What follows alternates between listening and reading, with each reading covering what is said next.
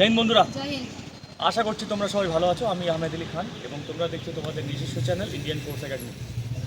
বন্ধুরা, সামনে লেডি কনস্টেবলের মাঠ আছে। তো আজকে আমাদের মেয়েরা সে 800 মিটার একটা ট্রায়াল দিচ্ছে। তো টাইমটা আমরা দেখে নেব। সবারই টাইম বেটার আছে যাদের মাঠ আছে এই সময়। তো 18 তারিখ থেকে যেহেতু মাঠ শুরু হচ্ছে, তো ফার্স্ট শিফট সেকেন্ড শিফট এভাবে আছে। তো আমাদের যে যারা মেয়ে আছে তাদের ম্যাক্সিমাম ফার্স্ট শিফটে পড়েছে। তো এই মুহূর্তে সকালে তো আমাদের প্র্যাকটিস হয়। তো ওরা বলেছে স্যার একটু মানে বেলা করে একটু আমরা প্র্যাকটিসটা করতে চাইছি যাতে ওই অভ্যাসটা ওখানে থাকে। তো তার জন্য আমাদের আজকে ট্রায়াল। আর ছেলেদের ট্রায়াল অলরেডি মর্নিং টাইম হয়ে গেছে 5 কিলোমিটার এবং 1600 মিটার। তারা ভালো টাইমিং দিয়েছে। এমন ছেলে ছিল যাদের আগের সপ্তাহের ট্রায়ালে টাইম ছিল 5 কিলোমিটারের 25, 27। তারা আজকে দেখলাম যে টাইমের আগে ঢুকে গেছে, 24-এর আগে ঢুকে গেছে। ভালো লাগে। চলো ওরা মেহনত করছে, প্র্যাকটিস করছে। তাহলে এইভাবে তোমরা ওদেরকে সাপোর্ট করো।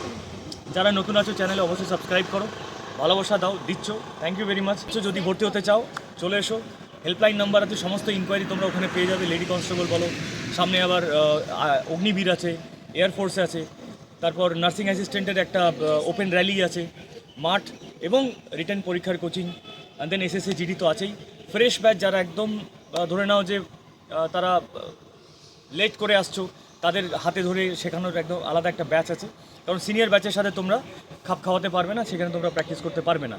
তার জন্য লিখিত পরীক্ষার কোচিং এবং মাঠটা দুটোই একদম এ গ্রুপ এবং বি গ্রুপ ভাগ করে করানো হয়।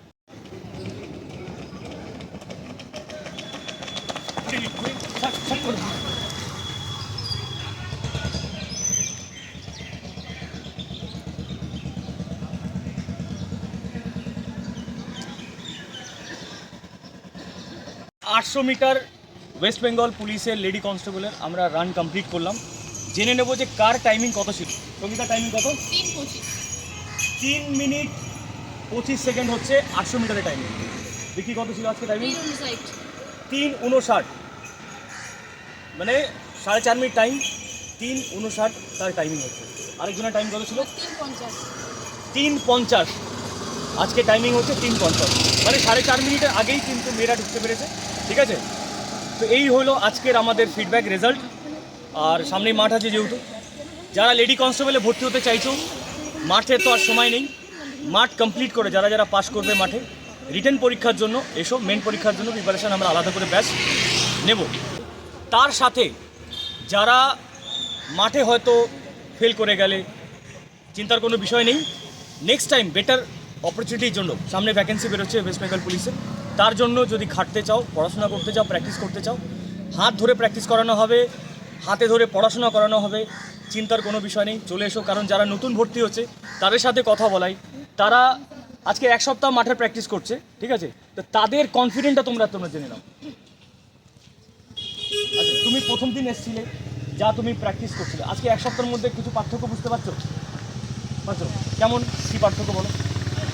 পড়াশোনাটা অনেকটা আমি একটু এগিয়েছি, আমি কিছু জানতাম না। এসএসসি জিডি প্রথম ফর্ম ফিল আপ করেছিলাম, তো এখন একটু এগিয়েছি মনে হচ্ছে। আর প্র্যাকটিসের দিক থেকে? আর প্র্যাকটিসের দিকেও আমি একটু এগিয়েছি, কারণ হ্যাঁ, যেই জায়গা তুমি মানে হাঁপিয়ে যেতে, এখন মোটামুটি নিজের মনে জোরে যাচ্ছে, তাই তো? ওকে, চলো সবাই খুব ভালো থেকো, দেখা হবে নেক্সট ভিডিওতে। Thank you very much. জয় হিন্দ, জয় ভারত।